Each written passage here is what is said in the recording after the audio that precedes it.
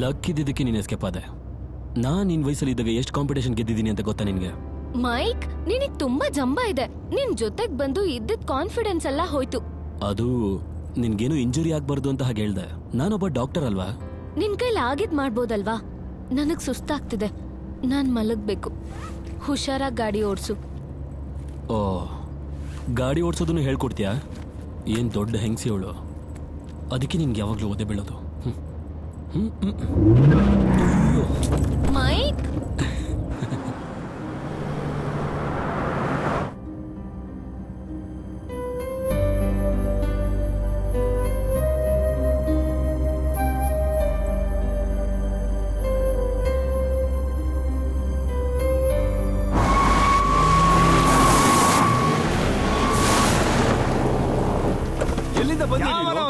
ಎಲ್ಲಿ ನೋಡ್ಕೊಂಡು ಗಾಡಿ ಓಡಿಸ್ತೀಯೋ? ಎಲ್ಲಿ ಬೋರ್ಡು?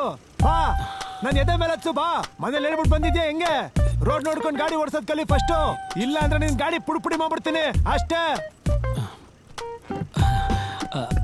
ಅದು ಅವಂದೇ ತಪ್ಪು. ಮೈಕ್,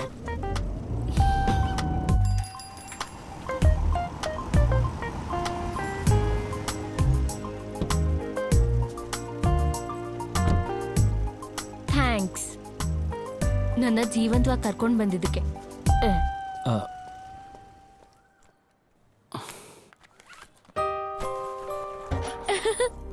ಮಗಳೇ,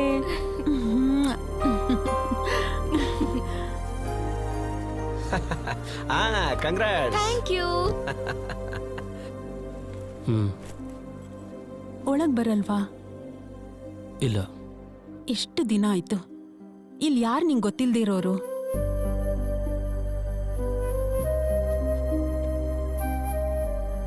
ಯಾರ ಮೇಲೆ ಈ ಆಟ? ನಿನ್ ಜೀವನಕ್ಕೆ ಎಂಟ್ರಿ ಆಗಕ್ಕೆ ಇಷ್ಟ ಇಲ್ಲ ಅಮ್ಮ. ನಿಮ್ಮನ್ನ ಸಂತೋಷವಾಗಿ ನೋಡ್ಬೇಕಷ್ಟೇ. ಅದಕ್ಕೆ ಹೀಗೆ ಇದ್ಬಿಡ್ತೀನಿ. ಜೆನ್ನಿಗೆ ಆಂಟೋನಿ ಸ್ವಂತ ಅಪ್ಪನ್ ತರಾನೇ. ಆದ್ರೆ ಸ್ವಂತ ಅಪ್ಪ ಅಲ್ವಲ್ಲ.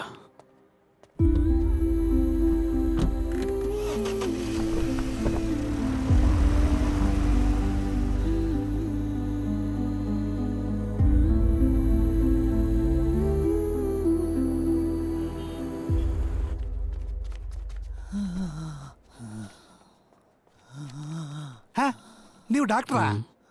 ಇದೆಂತದು? ಆವಾಗ್ಲಿಂದ ಪೇಪರ್ ಮೇಲೆ ಬರಿತಾನೆ ಇದ್ದೀರಲ್ಲ. ಮೊದ್ಲು ಅವನ್ನ ಪರೀಕ್ಷೆ ಮಾಡಿ. ನೀವ್ಯಾರು? ನಾನ್ ಯಾರು ಅಂತ ಗೊತ್ತಾದ್ರೆ ನೀವು ಪರೀಕ್ಷೆ ಮಾಡೋದಾ? ಯಾರ್ಯವ್ರನ್ನ ಒಳಗ್ ಬಿಟ್ಟಿದ್ದು?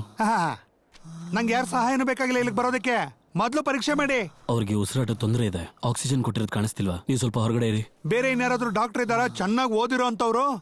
ನಾವೇನ್ ಭಾವನೆಯಲ್ಲಿ ಸಾಯೋದಕ್ಕೆ ಅಂತ ಕರ್ಕೊಂಡ್ ಬಂದಿದೀವಾ? ಆಚೆ ಹೋಗೋ. ನಾನಿಲ್ಲಿನ ಡಾಕ್ಟರ್. ಹೌದಾ? ಮತ್ ನೀನ್ ಆಚೆ ಹೋಗೋ. ಹೋಗ್ತಾನೆ. ನಮ್ಮ ಎರಡನೇ ಹೆಂಡತಿಗೆ ಒಬ್ನೇ ಒಬ್ಬ ಅಣ್ಣ. ಅವನು ಸಾಯೋ ಸ್ಥಿತಿಲಿ ಇಲ್ಲಿ ಮಲಗಿದಾನೆ. ನನ್ನ ಪ್ರೀತಿಯ ಭಾವ. ಭಾವ, ಬರೀ ನೋಡ್ತಾ ನಿಂತ್ಕೋಬೇಡಿ, ಎಕ್ಸ್ರೇ ಆದ್ರೂ ತೆಗ್ಸಿ.